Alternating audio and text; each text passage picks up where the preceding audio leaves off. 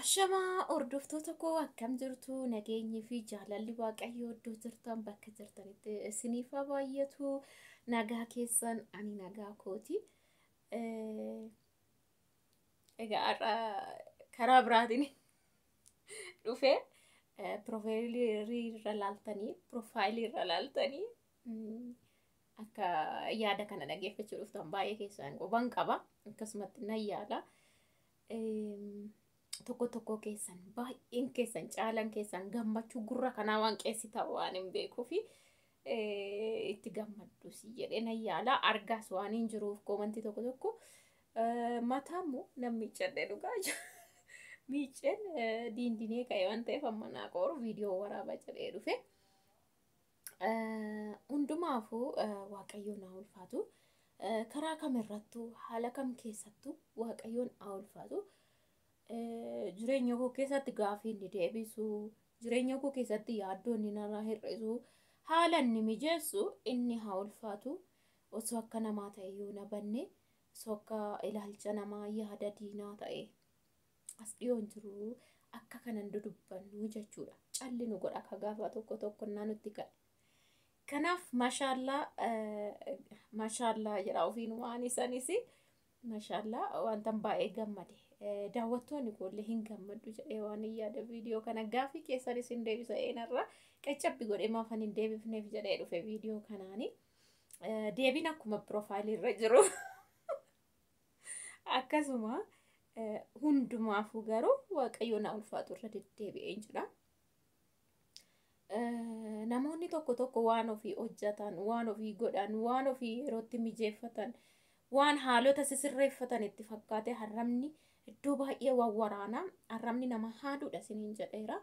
Haalota qilleensa laallee beekatiif nama dhaggeeffadha. Yeroo baay'ee jechuudha. Namoonni tokko immoo akka gaaffiin isinitti dhufu akka yaadni maaliif jedhamu wayii isin godha yeroo tokko namni. Ani sana hunduma keessatti garuu nama sanaa miti. Yeroo baay'ee yaada baay'ee isinii ibseera. Nama yeroo gadi bu'iinsi dhufe gadi bu'ee achuma dhokatu miti. Nama ol ka'iinsi yeroo dhufe achuma ququruphisuu miti. Haalota gidduu lamaanii nama deemudha jechuudha. So otoo akka namaa ta'e yaadni baay'ee namatti ulfaata. Akkuma beektan egaa viidiyoo baay'ee gadi isiniin dhiifnee dhiifamaan mar'aa viidiyoo kaameeraa qabne sana nuu kennuu didanii harkaa badee maalillee yeroo baay'ee nutti agarsiiftu hin dhoksitaa kan jedhamu jira. Viidiyoo gaafa sanaa gaafa sargii jechuudha. Amma ediit hin taane nuun jedha waggaa guuteera. Waggaan dheengadda darbe jechuudha. Har'i 10 immoo maaliin gaafa 6 waggaa tokko jechuudha. Waggaa tokko keessatti wanta ijoo tokko kun akkasii argee jira. Waaqayyoon haa ulfaatu. Wanta baay'een arganii garuu waaqayyoon haa ulfaatu. Namoonni tokko waggaa tokko miti yookiin waggoota baay'ee keessattuu wanti mul'ifni hin jiru. Kan waa hundumaa hojjetu waaqayyoodha namaa miti. Isaas hin murteessu. Namni maaliif waa tokko hojjetee mul'ifni hin jedhani. Caalatti garuu yeroo hundumaa kan hin kolfu koomantoota tokko baay'ee tokko nama dinqaa jechuudha. Qallaalii isin hin kolfisiisu dhugaa waaqayyo isin hin jedha. Yeroo darbee tokko waa'ee huuqqachuu kootii minaamin kaasee namni yeroo nan yaada biraa kaase kan namni haasa'u waan biraa. Yeroo nan yaada bilchaataa namaaf sheer godhe kan namni kaasu tokkoon ishii kan qabtu waan biraa. Yeroo darbe waa'ee haala biyyaa keessatti namoonni tokko akkatti jiraatu jedhe ani kan hin haasa'u waa'ee biyya keessaa jireenya namoota tokko akkasii akkaataa isaanitti jiraatan itti ulfaatee minaamina san jedhu namoonni tokko maal jedhan kanaaf kiniinii qorqitee luqqaate kan naan jedhullee jira. Ijjisi keessa bobbu'ellee kan naan jedhu jira jechuudha. Yeroo isaanitti garuu jira. Warraa sa'e yaaqaanii Yesuus jette mucaan. Yaaqaanii Yesuus ani deebisne. Lammaffaa anaa miti kan kana hojjetu gaararraayyuu jechuudha. Tokkoon isaanii kiniinii waaxutti kana taate itoo kiniinii waaxu ijjisi keessa bobbu'ee kan jedhu jira. gadadummaa yookiin immoo widdinnati nuurootiif kiniinii waaxxee of luqqiftaa kan jedhu jira komantii jala.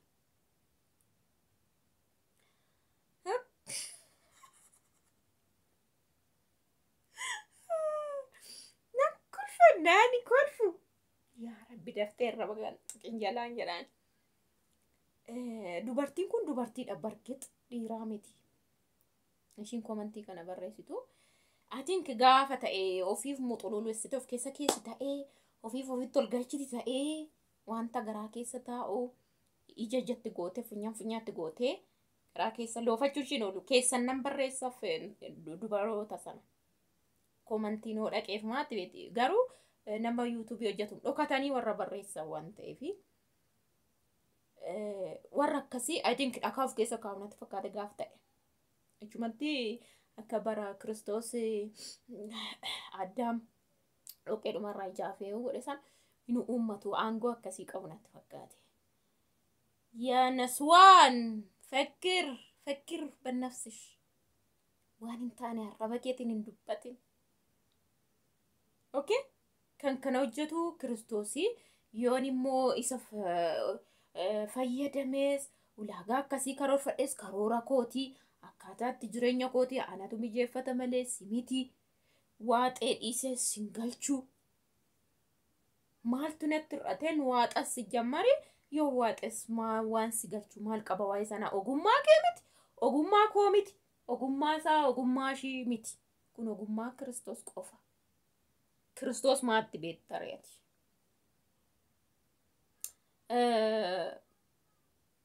Akka saree buchillaa bush akka saree tokko kan goggodhatu namni tokko hin jira dhiifa manaa godha.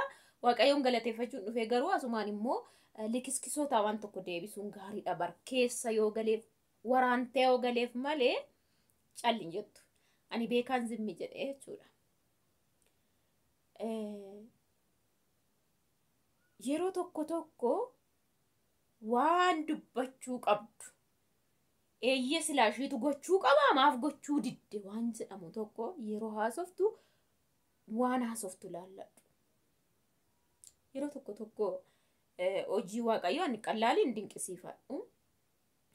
Isa isheen otoo kiniinii waaxxuu ijji keessa bubbu'ee kanaaf otoo kiniinii waaxxuu luqqaate mangaga walitti sukutamee namoota jejjedhan waan jiraniifi የሚገርምሽ ቪዲዮ kana laaluun kee hin oolu. Namoota baay'ee annarraa jeffadha warreen amantii gurguddaa qabanii warreen waaqayyotti waa hojjechuu barbaadu warreen miskiinota ta'an jechuudha. Otoo isaan fudhadhe kan waggaa 3 jedhanii asitti baatanii deemanuu garaatti kan baatan argeera jakooti. Otoo isaan marfee fudhachaa jiranuu kiniini guyyaa kiniini illee dogoggoruu danda'u marfee fudhatanii otoo jiranuu garaatti kan ji'a kan ofitti irratti beekan kan torbaaf irratti beekan jiru jechuudha. Kana jechuun maanni harka isaatti hojjechaa jira malee harka kee miti. Atamma keetti daangessite garuu daangeffamuu hin qabu. Kanaaf I think ishiitu duraan akkasitti waaxaa ture kanaaf haasofte bargeet ija akka nama keessa bubuusuu mangaaga akka walitti nama rukutu duraan waaxxee fixattee deemte ishiin nan beeka. Ani ግን jireenya akkasii keessan gallee ani tartiibaan nan deema waan ta'eef waan kiniini na waacisuus hin qabu yoo waaxes immoo jireenya koo keessaa bakka maaliif seete ani stepidhaan hin deema jireenya koo argaa jirta yoo ta'e inaaffaloo si ajjeesuun baateen alaa ani stepidhaan hin deema barte in ariifadhu sana keessan sen wii jedhee nammaa jechuudha. Naannoon kwaasuma dhiyoodhuma maa turta kan naan jedhu jira jechuudha. Gina ani waan hin beeku jira. Ani mee jireenya kan koon jiraachaa jira malee kan nama biraa jiraachaa hin jiru. Haalota akkamitti akka karoorsan, akkamitti akka ce'an, kamirraa akkamitti akka ce'an nan beeka. Yeroo sana irratti immoo nama kadhachaa fi namatti deeffachaa yookiin namoota maaloo na gargaara isa kana naa sirreessaa jechaa otoo hin taane ati naaf sirreessi ati naaf karoorsi jechaa waaqayyoon jechuudha. An nama biraa karooraa fi gargaarsa hin qabu. Okay. So deebi'as maanis si deebisa jedheenis sagaleen akka dheeratu hin barbaanne warreen gammaddan as keessatti immoo ijoolleen tokko tokko akkasuma narra beektanii jirtu garuu beekan zimmi jedhee yeroo waraabus kanaa ol waan waraabuu fi baay'ee intini'ee jira. Waraabne jechuudha akkuma argitanii. Inshallah har'a geenye kanaan nu ga'ee isa kana boodas immoo harka Kiristoos keessa jira waan ta'eef baay'ee caalchisee hin dubbadhu yookiin immoo enaafa san kaleessa viidiyoo tokko gadi dhiise haaloo bahuu hin dhufnetti agarsiisuu warreen akkas jettu jechuudha. Waaqayyoon galateeffachuu warra naafaawwan immoo amma tokko agar itti himuun sheer gochuun dhufe yaada kana maleedha. Waaqayyoon haa ulfaatu. Yeroo kanaan sana ga'e bakka kanuma wanti biraa hundumaa hin funaanaan akka eenyutti jechootas haalas jechoota nama haala seexanni nama qortos hundumaa kanan qoonfaranotu akkas ta'ettu duubatti nama harkisa waan ta'eef isa darbe dabarsanii isa deeman jechuudha. Kanaaf warreen arraba dhedheeratu tokko gabii godhate wal bukkee akka jirtanitti wal gorsaa. Shamarran ala jirtan dhugaan isiniin jedhaa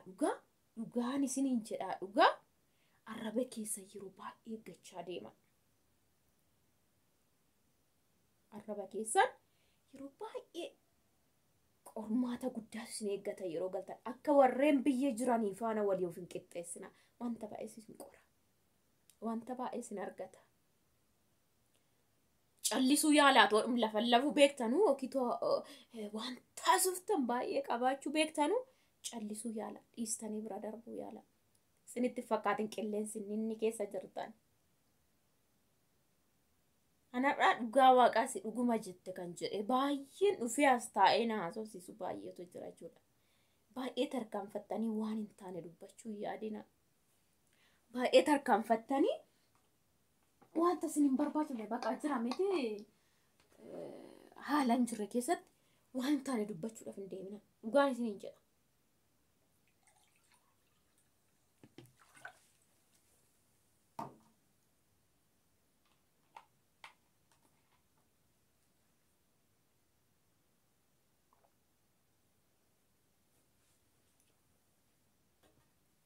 Maaliif isa dubbattan boru waan itti kaffaltantu jira. Isa tarkaanfattanii nama sanan tuqayattan nama fooni gaara iddoo si waraanu lafee keessa waraana of eeggadha. Yoonat nama galee koomantiin taane na barreessee naachi jiru galee asitti dhiifama naan jedhetu jira baroota kana keessa nama 2-3tu galee.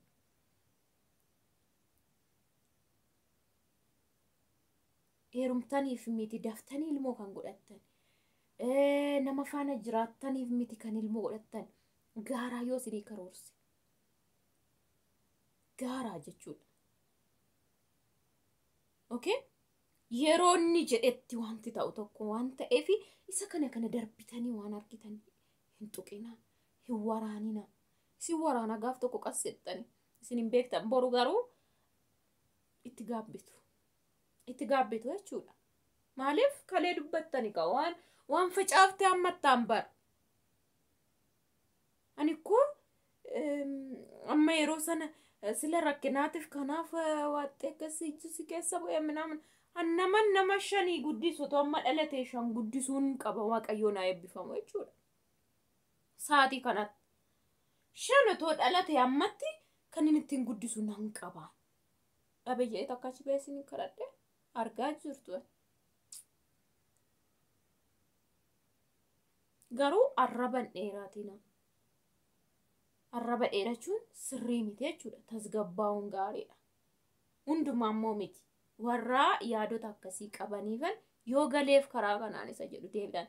Yeroo ishiin akkasitti koomentii naa barreessitu mucayyoo tokko hammayya kan galte achuma hin kolfina nuti jechuudha. Ilaalimee yaada ati dubbatte qophaa namni kanaa so'u qophaa ilaalimee dhugaa waaqa ogummaa waaqayyoo keessa akkamitti akka galu namni jette mucaan sun baay'ee kolfite dhugaa. Baay'ee tokko kolfite. Anna sagalee isinitti guddise kana booda manuma keessa teenye haasofna yeroo baay'ee hojjechuu xiqqoo ulfaachaa jira. Yeroo baay'ee isaa mana waan ta'eef viidiyoo koo seenatii subscribe godhaa, share godhaatii waliif viidiyoo na ilaalan isiniin jedha. Asuma teenyet yaada qabda isna barreessa.